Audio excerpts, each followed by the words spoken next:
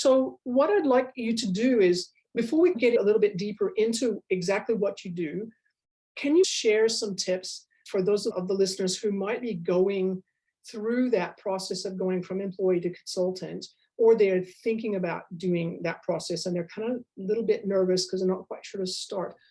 If you think back to your journey, what were the sort of the top things that you did that made it possible for you to successfully transition between an employee and becoming a consultant that is able to sustain a consultancy agency over a period of time? The transition for me is a keyword. Let me start with the basis of the transition. Like, I feel like I needed to be very clear as to what was I transform, what would my career transform to from where I had already got to. It was a very successful career at the Department of Conservation. So it was like, what next and what more? So I think I chose to be led by the leaders, first of all. And a few years after the Department of Conservation, I think Simon Upton, the Parliamentary Commissioner for the Environment, our current Parliamentary Commissioner for the Environment, says it very, very clearly. He says, don't worry about the actual ecosystems as much. That will carry on. I mean, it is something to worry about, and that will still carry on despite humanity. What would be a big challenge even before that are our social institutions. How are we going to preserve our social institutions as an impact of climate change, you know?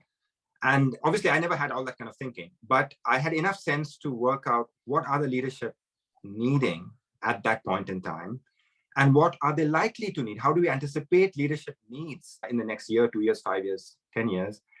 And so having a deep understanding and trying to deeply listen to that was my first point.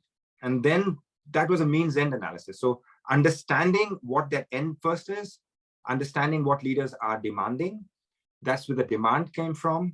And then saying, okay, what are the gaps in my current skill set, my capital, different types of capital? What are the different types of, you know, obviously as an employee, you are looking at your paycheck, you're saying, you know, how am I going to be financially secure? How am I going to be reputationally secure, and all of those kind of things. So then you work that, and I worked that out as a next step to work out if I really want to do a bit more of that and meet the demand, then how would I need to change and reconfigure myself? So that was the start of the transformation there. I think those are three really, really important questions to be asking yourself if you're making that leap from basically an employee to consultant. And it's also the underpinnings of every successful business. You know, you're saying, what's the need? What are the leaders looking for? What do they need? And where are the gaps in their own understanding? And where do they need assistance to be able to bridge those gaps? What kind of skills do you have, or anybody who's wanting to make this transition or this change?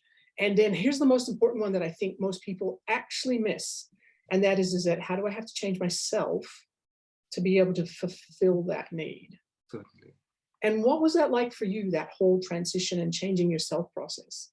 So it was obviously a little bit scary, because it's like, okay, obviously it's a self-assessment. Like, am I really that, am I like uber ambitious, or am I just a little bit ambitious, or I don't have to, you can just stick with the status quo. So it was kind of a bit of scenario playing out with, because I have close friends and trusted close connections. And I think a lot of it is to do with that. It's really, I'm a product of my own we network. So like bouncing these things with my friends, peers, professional peers. And I would frame leadership as in its broader sense, because they are people who are managerially leading, they are scientists, they are auditors, they are subject matter experts, they are people in the community who lead. So it is like basically understanding all that. And there was no rush. I didn't actually rush myself. It was like allowed it to filter in. It was like, okay, I had the luxury of time, I have to admit. A government job is really, that's one thing you do have if you want to really stick to your job and think things throughout. I mean, it does give you that opportunity.